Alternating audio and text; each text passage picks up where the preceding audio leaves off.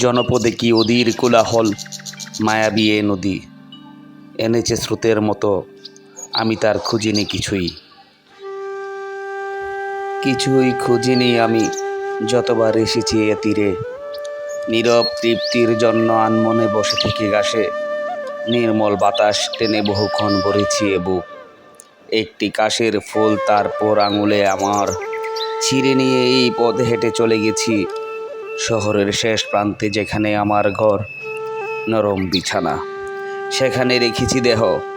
অবসাদে ঘুম নেমে এলে আবার দেখেছি ঝিকিমিকি সেই সবুজ তিতাস, কি গভীর জলধারা ছড়ালো সে আমার হৃদয়ে। আজ আমি চলে আসলাম আল মাহমুদের লেখা বিখ্যাত তিতাস নদী, ব্রাহ্মণবাড়িয়া জেলার বিখ্যাত তিতাস নদীর তীরে।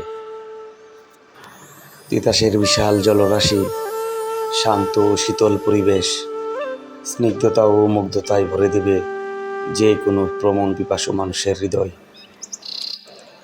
আজকের মতো এখানেই বিদায় নিচ্ছি। সকলে সুস্থ ও সুন্দর থাকবেন। যারা আমার ভিডিওটি দেখছেন সকলের প্রতি আন্তরিক কৃতজ্ঞতা।